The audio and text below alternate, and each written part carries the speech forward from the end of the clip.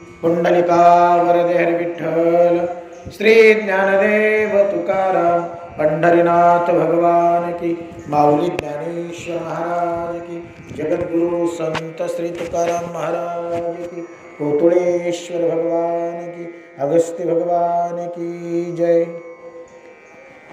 प्रयाण काले मनसा चलेन, भक्त्या युक्तो योग बलेन चैव, भुवर्मध्ये प्राणमावेश्य सम्यक, सतं परम पुरुषं पैम दिव्यम. माऊली महावैष्णव श्रीमंत श्री ज्ञानेश्वर भगवान आणि भगवान गोपाल श्री कृष्णजींनी धर्मक्षेत्री कुरुक्षेत्रावर अर्जुनाला सांगितलेली श्रीमद भगवत गीता आणि त्या गीतेचा 8वा अध्याय, 8व्या अध्यायामधील 10 नंबरचा श्लोक आजच्या या दुःखद प्रसंगी प्रवचन रूपी सेवेकरता निवडला. प्रयाण काले मनसा चलेन, भक्त्यायुक्त योग बलेन चैव, भ्रुवर्मध्ये प्राणमावेश्य सम्यक, सतं परम पुरुषमुपैति दिव्यम. प्रयाण काल असा शब्द आहे श्लोकाचा सुरुवातीचा. प्रयाण काल या शब्दाचा अर्थ काय? प्रयाण म्हणजे जाणे, जाण्याचा काळ. कुठं जाण्याचा?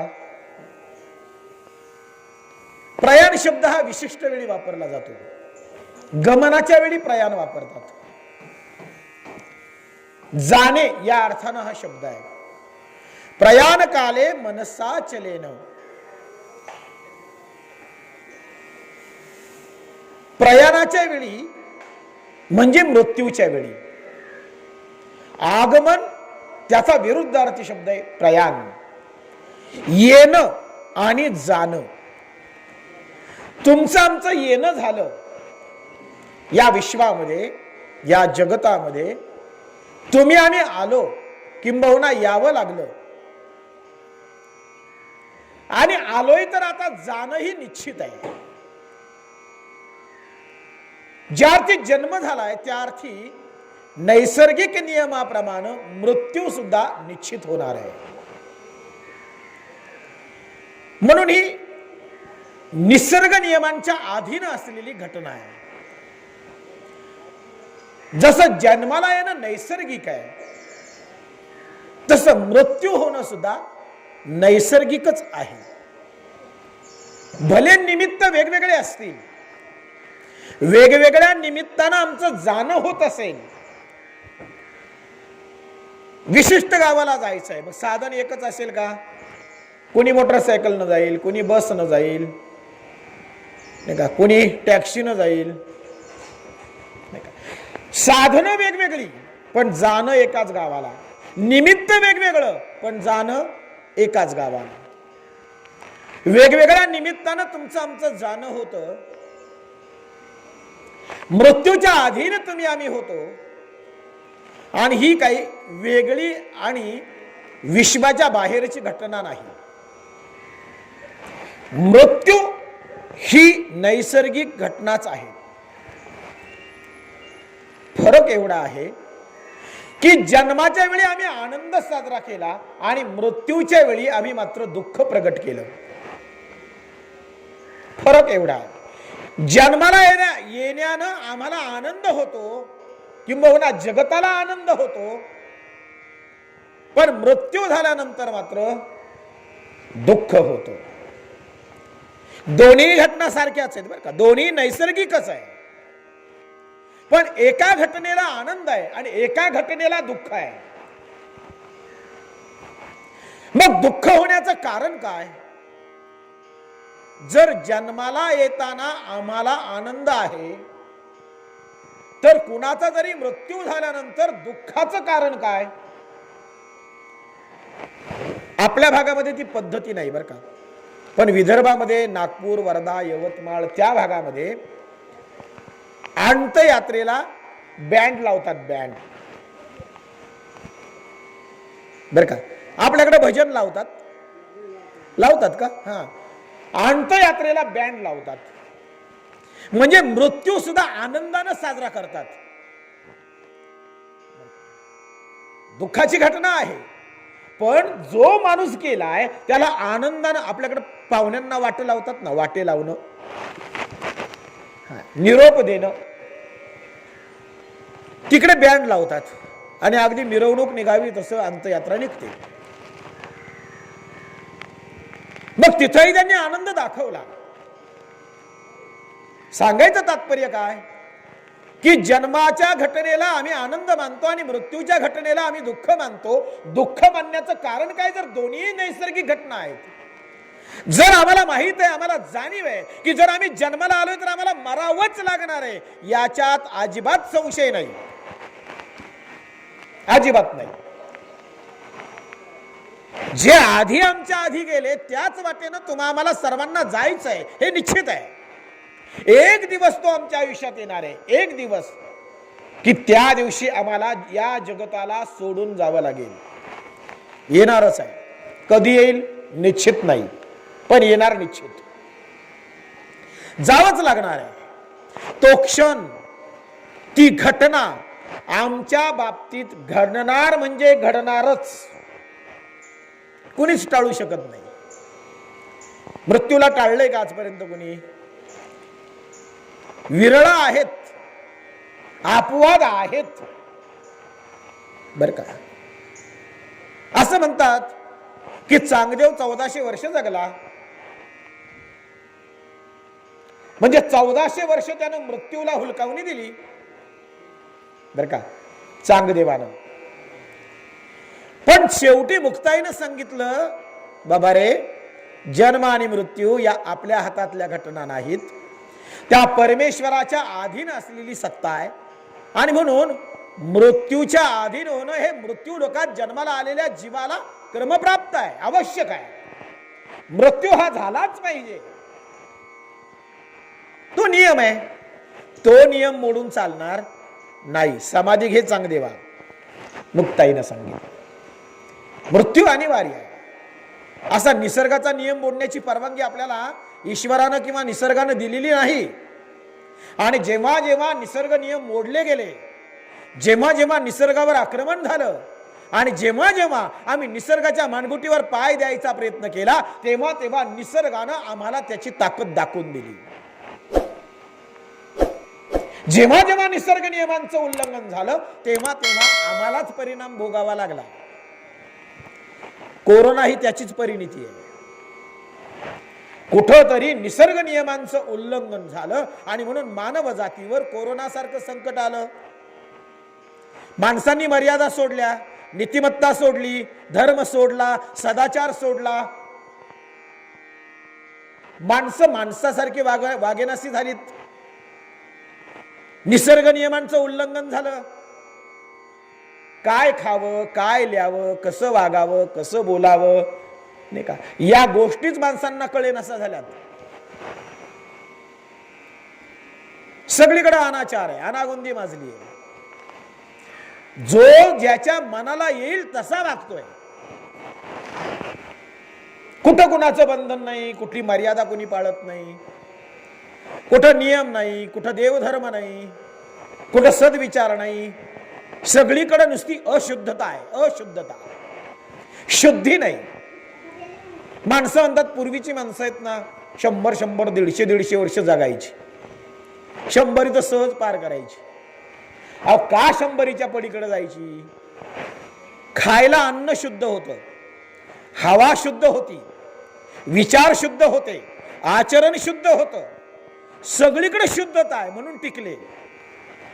अशुद्धीत किती दिवस टिकणार?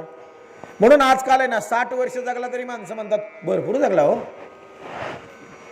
60 वर्ष जगला तरी माणसं भरपूर जगला. 60 किती नाही का, 60 वर्ष जगला म्हणजे भरपूर जगला, अशी आमची आजची समज आहे. मग 60 मध्ये सुद्धा आम्ही समाधान मानलं. अहो 60 पर्यंत पोहोचला म्हणजे भरपूर झालंय. पण तुम्हाला सांगू का, 100 वर्षाचं नियमित आयुष्य मानवाला कलियुगामध्ये 100 हे मानवाचं नियमित केलेलं आयुर्मान आहे. आणि तितकं वर्ष तरी आपण जगलं पाहिजे असं सांगितलं, तितके वर्ष. पण नाही जगत, त्याचं कारण आहे. त्याच्या मागे एकच कारण आहे असं नाही, अनेक कारण आहेत. मग 100 वर्ष शरीर टिकत नाही, मग त्याला बरीच कारण आहेत. मग अशुद्ध खाणं असेल, अशुद्ध हवा असेल, प्रदूषण असेल, भरपूर कारण आहेत, नाही टिकत. सांगायचं तात्पर्य काय की मृत्यू ही घटना तुमच्या माझ्या आयुष्यामध्ये निश्चित आहे, याला पर्यायच नाही, पर्यायच नाही, टाळताच येत नाही. मग जर मृत्यू होणार आहे ना, मृत्यू जर होणार आहे ना, मग तो मृत्यू आम्ही आधीच अनुभवायला काय हरकत आहे, त्याची जाणीव ठेवायला काय हरकत आहे. आम्ही जाणीव हरवलो. माणसांना असं वाटतं आम्ही मरणार नाहीत. जगताना माणूस त्याच आविर्भावामध्ये जगतो, त्याच अहंकारामध्ये जगतो, त्याच अभिमानामध्ये जगतो. काय तो मेलाय, कोण मेलाय, तो मेलाय, तो मेलाय हे म्हणण्याच्या मागे मी मरणार नाही असा त्याचा अभिप्राय. तो मेलाय, अहो पण तो मेलाय म्हणजे त्याच्या मागे आपल्यालाही जायचंय ही जाणीव आपल्याला आहे का. एखाद्याची अंत्ययात्रा निघाली ना की माणसं मग पुरी खिडकीतून बघतं, दुकानातून बघतं, घरातून बघतं, कोण गेला रे, चौकशी करतं. मग कुठंतरी हळहळ व्यक्त करतं, थोडंफार जवळचा असेल, परिचयाचा असेल तर मग कुठंतरी थोडीशी हळहळ दुःख व्यक्त, अरे अरे चांगला होता, असा कसा गेला, काय कारण घडलं वगैरे वगैरे चौकशी करतात आणि ज्याच्या त्याच्या कामाला निघून जातात. जणू काही त्याच्या बाबतीतच घडलंय, आमच्या बाबतीत घडणार नाही असा तो आविर्भाव आहे. पण असं नाहीये, जो चाललाय ना त्याच्या बाबतीत जे घडलंय तेच तुम्हा आम्हाला एक दिवस अनुभवायला येणार आहे. एक दिवस तो आमच्या आयुष्यातला शेवटचा दिवस असणार आहे. अंतिम दिवस, अंतिम क्षण, अंतिम श्वास. मग तो मृत्यूचा अनुभव घेत असताना आमच्या अंतःकरणामध्ये जे स्थिरत्व हवं, तो मृत्यू अनुभवत असताना आमच्या आतमध्ये अंतःकरणामध्ये जी जाणीव हवी ती जाणीव मात्र आमची त्यावेळेस हरपलेली असते. मृत्यूच्या वेळेस आम्हाला कुणालाही जाणीव राहत नाही आमच्या बाबतीत काय घडतंय, याच्याबद्दल आम्हाला काहीही समजत नाही. मृत्यूच्या वेळी एखादा मरणासन्न व्यक्ती जर तुम्ही बघितला असेल तर तुमच्या लक्षात येईल, जो स्वतः जो मृत्यूचा अनुभव घेतोय ना जो व्यक्ती, त्याला काहीही कळत नसतं. बघा तुम्ही, त्याला तुम्ही काहीही सांगा त्याला कळत नाही, तो उगाच बघत असतो. घरघर चालू असते, श्वास जोरानं चालू असतात. आपल्या बाबत काय घडतंय हे मरणासन्न व्यक्तीला कळत नाही. का माहित आहे का, कारण ज्याचा मृत्यू होणार आहे ना त्याचा मृत्यू होण्याच्या आधी पहिल्यांदा त्याची बुद्धी जाते. विनाश व्हायचा असला ना, विनाश की पहिली काय जाते, बुद्धी. विनाश काले विपरीत बुद्धी. ज्याचा विनाश व्हायचा आहे ना त्याला विपरीत बुद्धी सुचते. म्हणजे जो मरणार आहे ना, माणसं नंतर चर्चा करतात, अहो म्हणाले तू तिथं गेला नसता ना तर एवढं झालंच नसतं. नंतरची चर्चा असते, अहो म्हणाले तो माणूस तिथं जर गेला नसता ना हे कशाला घडलं असतं एवढं. अशी माणसं नंतर चर्चा करतात. पण तसं नाही, जो माणूस तिथं गेलाय ना त्याच्या दृष्टीने ते बरोबर आहे, त्याला बुद्धीच तशी सुचली. प्रत्येक जण, प्रत्येक माणूस, प्रत्येक जीव हा मृत्यूकडेच खेचला जातो. एवढं लक्षात ठेवा. तुम्ही आम्ही जरी इकडून तिकडं पळत असलो ना तरी एक गोष्ट लक्षात ठेवायची, आपलं पळणं फक्त त्याच दिशेने आहे, मृत्यूच्या दिशेनं. प्रत्येक जण त्याच दिशेनं पळतो. तुमचं आमचं धावणं त्याच दिशेनं आहे. म्हणून प्रत्येक जण, जरी कोणी म्हणाला मला इकडं जायचंय, मला तिकडं जायचंय, मी इकडं पळणार, मी तिकडं, पळा, पण जाणं कुठे आहे, त्याच ठिकाणी जायचं. बर का. एक साधू, हिवाळ्याचे दिवस होते आणि या मंदिराच्या एका कोपऱ्यामध्ये थंडीनं कुडकुडत बसला होता. बर का. साधू होता, अंगावर फारसे कपडे नव्हते,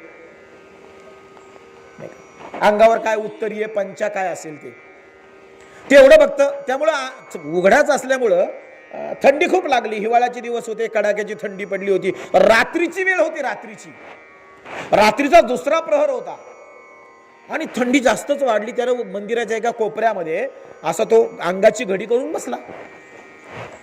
तर त्या मध्यरात्री एक श्रीमंत माणूस त्या मंदिराच्या समोरून आपल्या 4 चाकी गाडीमध्ये बसून चालला होता. ते सुंदर मंदिर त्यानं बघितलं त्या श्रीमंत माणसानं आणि त्याच्या मनात एक विचार आला की चला मंदिर एवढं सुंदर आहे तर जाऊ देवाचं दर्शन घेऊ. म्हणून मंदिराच्या समोर त्यानं आपली गाडी उभी केली. त्या श्रीमंत माणसानं थंडी जास्त असल्यामुळं त्यानं आपली किमती शाल अंगावर ओढून घेतली श्रीमंत माणसानं आणि तो दर्शनासाठी मंदिरात गेला. आतमध्ये गेला, भगवंताचं दर्शन घेतलं.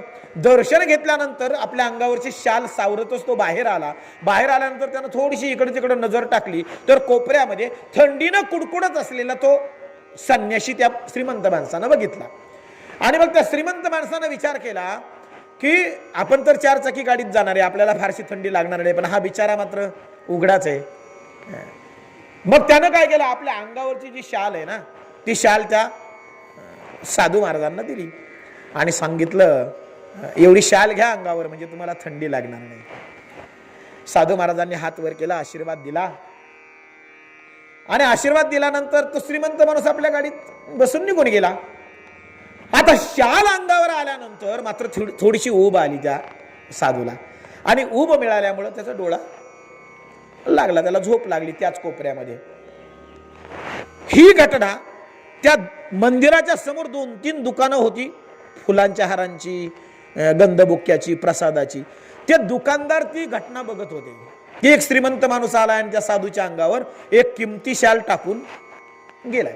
त्यात 2-4 भामटी माणसं चोरटे बाजूला कोपऱ्यात उभे राहून हे सगळं बघत होते. त्या चोरट्यांनी विचार केला की हा संन्यासी आहे, साधू आहे, याला काय कपड्याला त्याची सोन्या नाण्याची गरज नाही का. ही किमती शाल जर आपल्याला मिळाली तर कमीत कमी 1 आठवडा आपला नक्की व्यवस्थित जाईल असा त्या चोरट्यांनी विचार केला. आणि मग ते हळूहळू त्या संन्याशाच्या जवळ आले. बिचारा तो झोपला होता, त्याला थोडीशी ऊब मिळाली आणि त्यानं आपला त्याच कोपऱ्यामध्ये झोपला होता.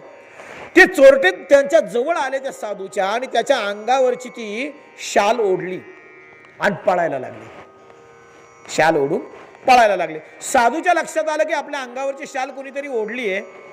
ते झटकन उठले आणि त्या चोरांच्या मागे पळायला लागले. अरे कुठे चालला म्हणाले माझी शाल घेऊन. त्याच्या मागे पळायला लागले चोरांच्या. आता चोर चांगले मजबूत होते, पळायला चांगले धडधाकट असल्यामुळं ते जोरानं पळून गेले. साधू महाराज काय थोडेसे धावले त्यांच्या मागे, एवढी शक्ती आहे, जेवढी ताकद आहे, धावले त्यांच्या मागे. आणि मग धावल्यानंतर ते चोर पळून गेल्यावर हे मात्र थांबले. साधू महाराज थांबले आणि मांडीवर थाप मारली, मिशांना पीळ दिला आणि साधू महाराज म्हणतात बेटा हो कुठेही पळा, जगात तुम्ही कुठेही जा, तुम्हाला सोडणार, 1 दिवस तरी तुम्हाला पकडणार म्हणजे पकडणार. असे साधू महाराज म्हणाले, मांडीवर थाप मारून मिशांना पीळ देऊन अगदी हात करून म्हणाले सोडणार नाही बेटा, कुठेही पळा जगात. आणि ते उलट्या दिशेनं पळायला लागले. चोर कुठं पळाले, समोर. आणि असं बोलल्यावर साधू कुठं पळाले, उलट्या बाजूने विरुद्ध दिशेला पळायला लागले. दुकानदारांनी बघितलं, म्हणाले साधू महाराज त्या चोरांना दम देत आहेत, सोडणार नाही, एकदा तरी धरीनच तुम्हाला, पकडीनच तुम्हाला. त्यांच्या मागे तर पळत नाहीत, त्यांच्या मागे तर पळत नाही, हे तर विरुद्ध दिशेला पळतायत. म्हणून एक दुकानदार त्या साधूंना म्हणाला महाराज तुम्ही म्हणताय की मी सोडणार नाही, तुम्हाला 1 दिवस तरी धरीनच, पकडीनच. अहो म्हणाले मग त्यांना धरायला त्यांच्या मागे पळा ना, इकडे विरुद्ध दिशेला कुठं पळताय, तिकडे कुठं चाललात. म्हणाले त्यांना धरायचं तर त्यांच्या मागे पळा, इकडे विरुद्ध दिशेला कशाला चालला, तिकडे स्मशान आहे. म्हणाले तिकडे जाऊन काय करता. नाही म्हणाले मी स्मशानाकडेच चाललोय. मी कुठं चाललोय, स्मशानाकडेच चाललोय. ते चोर जगामध्ये कुठंही पळू द्या, मेल्यानंतर कुठं येणार आहेत, मेल्यानंतर ते स्मशानातच येणार आहेत आणि ते यायच्या आधी मी जाऊन बसतो, मग कुठं पळतील. म्हणाले हे साधूला झालेला बोध आहे. साधू बोध झाला नुरुनिया ठेला, ठाईची मुराला अनुभव. बोध होणं फार महत्वाचं आहे. त्या साधूला उमगलं, कळलं, जगामध्ये आपण कुठंही कधीही कसंही कुठंही पळा, जाणं मात्र त्याच ठिकाणी आहे. म्हणून एक लक्षात घ्या, जगातला प्रत्येक जीव धावतोय तो मृत्यूच्या दिशेनं धावतोय. तर पळणं आमचं जरी आम्हाला वाटत असलं आम्ही इकडे गेलो तिकडे गेलो तरी प्रत्येकाचं धावणं मृत्यूकडेच आहे. आणि एक दिवस आम्ही त्या ठिकाणी त्या वेळेला तिथं हजर असतोच. ईश्वरानं नियतीनं आमच्यासाठी नेमून दिलेलं ठिकाण, नेमून दिलेली वेळ आणि नेमून दिलेल्या निमित्तानं आम्ही त्या ठिकाणी उपलब्ध असतोच, हे लक्षात ठेवा. म्हणून असं अजिबात आपण म्हणू शकत नाही तो तिथे गेला नसता, तर गेला नसताना त्याला जाणंच होतं, त्याला त्या ठिकाणी जाणंच होतं, ते नियमित आहे. आणि म्हणून कोणत्या ना कोणत्या निमित्तानं एक ठरलेल्या वेळी ठरलेल्या दिवशी आपल्याला त्या ठिकाणी जावंच लागतं. म्हणून मृत्यूकडे प्रत्येक जण जातोय आणि त्या घटनेला आम्हाला अनुभवायचंय, तर त्यासाठी स्थिरत्व असणं गरजेचं आहे. बुद्धीमध्ये स्थिरत्व येणं आणि मृत्यूच्या वेळी जाणीव असणं, ह्या फार महत्वाच्या गोष्टी आहेत. म्हणून मगाशी सांगितले की मृत्यूच्या वेळी पहिली जाती ती बुद्धी. बुद्धी राहत नाही, स्थिर नसते बुद्धी, किंबहुना बुद्धीच नाही, स्मरणच नसतं. फार थोडी माणसं आहे ज्यांना मृत्यूच्या वेळी स्मरण असतं. स्मरण नसतं. स्मरण काय घडतंय आपल्या बाबतीत काय घडतंय हेच कळत नाही, बुद्धी जाते. आणि दुसरी जाते ती जाणीव, वेदना. वेदनेची जी जाणीव आहे ना, ती जाणीव संपते. या दोन गोष्टी मात्र मृत्यूच्या वेळी पहिल्यांदा घडतात. एक बुद्धी जाते आणि दुसरी जाणीव संपते. जाणीव म्हणजे काय घडतंय, कोण काय बोलतंय नाही का, हे त्याला काहीच कळत नसतं. आपल्या शरीराच्या बाबतीत काय घडतंय, मृत्यू म्हणजे नेमकं काय, हे त्याला अजिबात कळत नसतं मृत्यूच्या वेळी जीवाला. कारण एक विंचू चावला तर किती वेदना, ज्यांना विंचू चावलाय त्यांना अनुभव आहे. एक विंचू चावल्यानं किती वेदना होतात. हजारो विंचू चावल्याच्या वेदना मृत्यूच्या वेळी आहेत.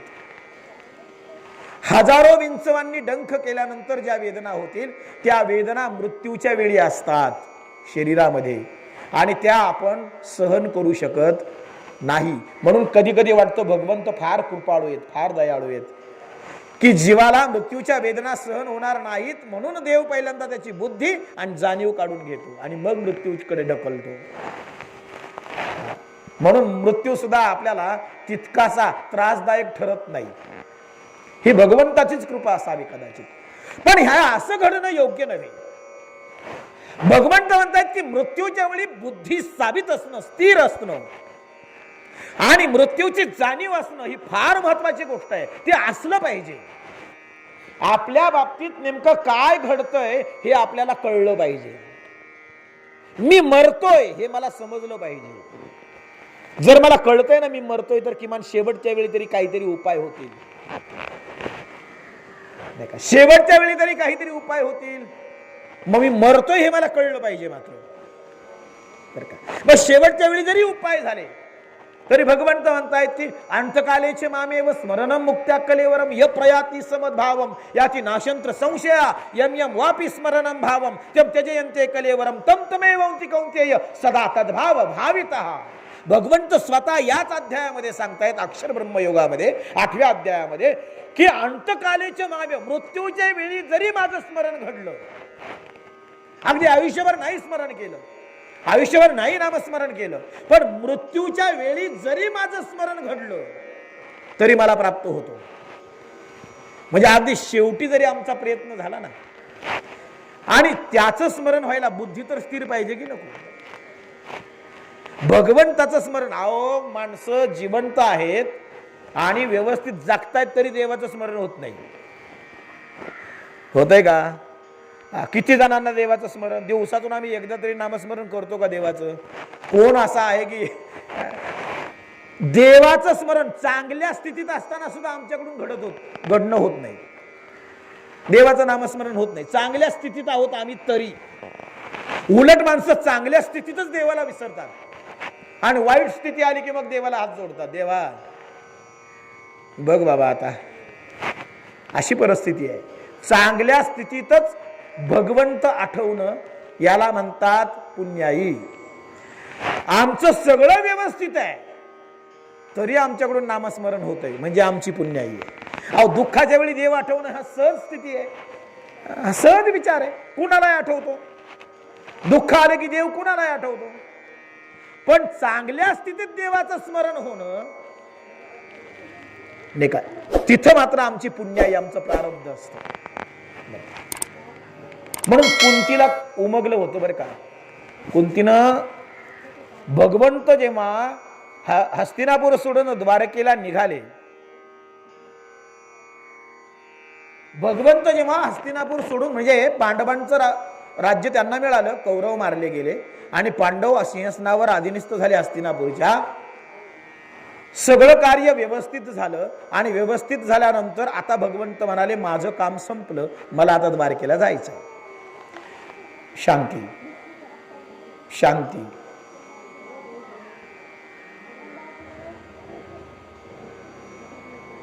झालं का तुमचं? भगवंत म्हणाले द्वारकेला जायचंय. सगळ्यांचा निरोप घेत घेत भगवंत कुंती जवळ आले. कुंती पांडवांची आई.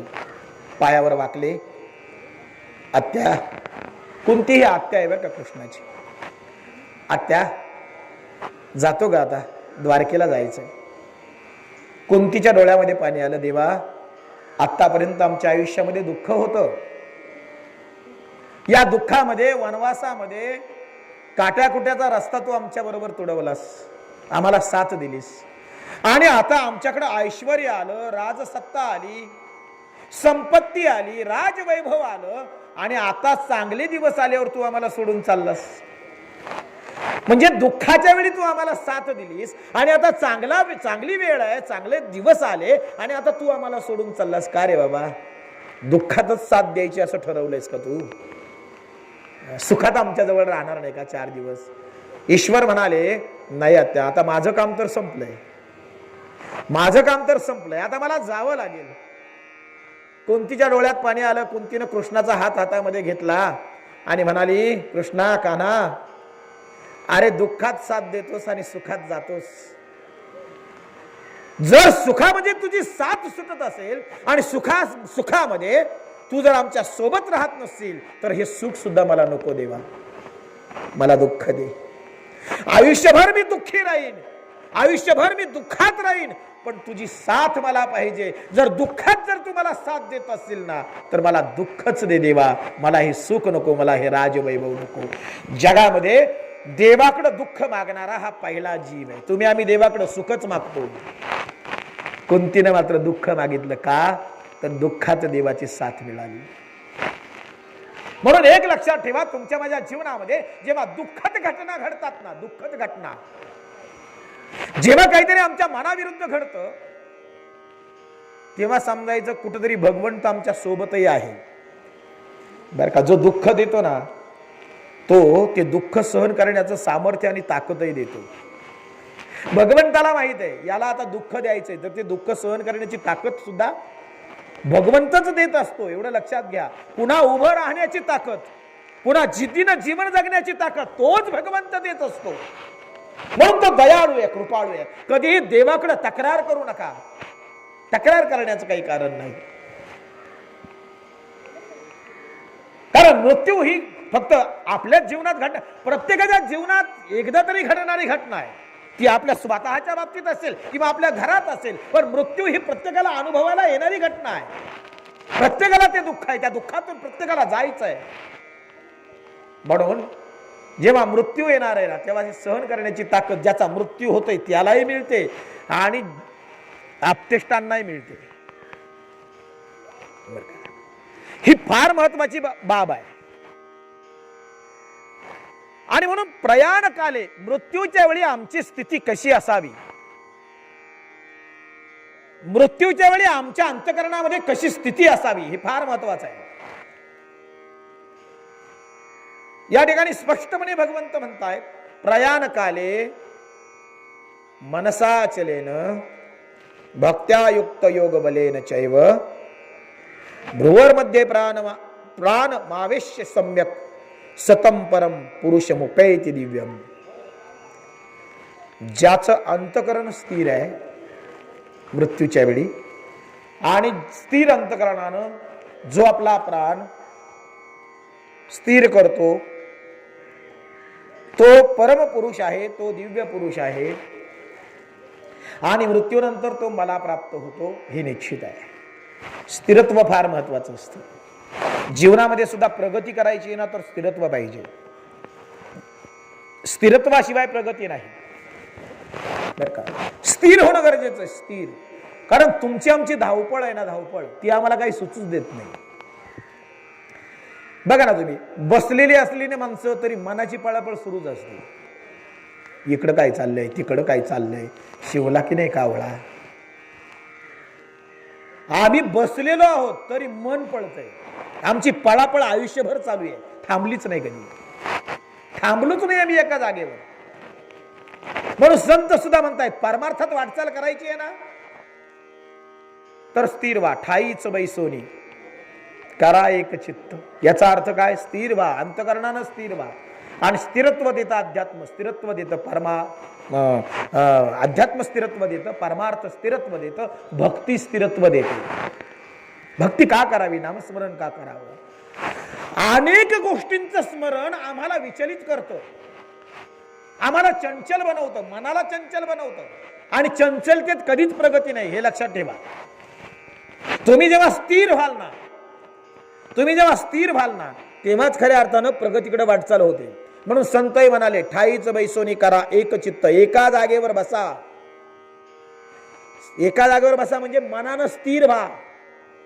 जितकं तुमचं स्मरण वाढेल, जितक्या तुम्ही वस्तू अंतकरणामध्ये स्मराल, चंचलता तेवढीच वाढेल. मन पळेल की नाही प्रत्येक स्मरणाकडे. म्हणून एकाच्या ठिकाणी स्मरण पाहिजे, एकाचं स्मरण पाहिजे, एकाचं. म्हणून आपुला तो एक देव करून घ्यावा अन्य नाही. या जगतामध्ये वाक्य तुम्हाला महत्वाचं सांगतो. या जगात जन्माला आल्यानंतर ईश्वराखेरीज जर तुम्ही कोणत्याही इतर वस्तूंवर अथवा व्यक्तीवर प्रेम केलं ना तर शेवटी तुम्हाला रडावंच लागेल. महत्वाचं वाक्य आहे. ईश्वराखेरीज अन्य कोणत्याही व्यक्तीवर अथवा वस्तूवर तुम्ही जर प्रेम करत असाल तर त्या वस्तूच्या, त्या व्यक्तीच्या वियोगामुळे तुम्हाला पश्चाताप आणि दुःखालाच सामोरं जावं लागेल. एकमेव आनंद देणारी या जगतामध्ये एकमेव वस्तू जर कोणती असेल तर तो फक्त आणि फक्त ईश्वर आहे. तोच स्थिर आहे, तीच एकमेव वस्तू आहे आणि तीच विद्यमान आहे या जगतामध्ये. जगत सब स्वप्न नासतो विद्यते भावो ना भावो विद्यते सत. जे दिसतं ते सत्य नाही, जे दिसत नाही तेच सत्य आहे, ही गीता सांगते. ईश्वर दिसत नाही पण तो सत्य आहे. जगत दिसतं पण ते मिथ्या आहे. ईश्वर सत्य जगन मिथ्या, हे तत्व तुम्हाला आम्हाला माहिती आहे. ईश्वर सत्य जगन मिथ्या. ईश्वरच सत्य आहे. आणि म्हणून सत्याची कास ज्यानं धरली आणि जो ईश्वराकडे वाटचाल करू लागला ना त्याला मृत्यू सुद्धा काही करू शकत नाही. तो मृत्यूवर विजय मिळून पलीकडे जातो. असे अनेक महात्मे, संत महात्मे, ऋषीमुनी आमच्या भारत देशामध्ये, आमच्या मातीमध्ये होऊन गेले. ज्यांनी मृत्यूच्या मानगुटीवर पाय दिला, अशी मृत्यूच्या मानगुटीवर पाय देणारी महात्मे सुद्धा या मातीत झाले. आणि म्हणून अनुसंधान पाहिजे, स्थिरत्व पाहिजे भगवंताकडं. तुमचं आमचं एकनिष्ठतेनं भाव पाहिजे. हा भाव तुम्हाला आम्हाला मृत्यूच्या पलीकडे घेऊन जाईल, तुमच्या माझ्या जीवनामध्ये स्थिरत्व देईल.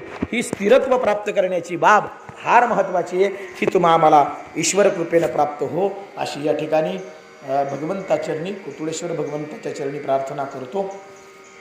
आज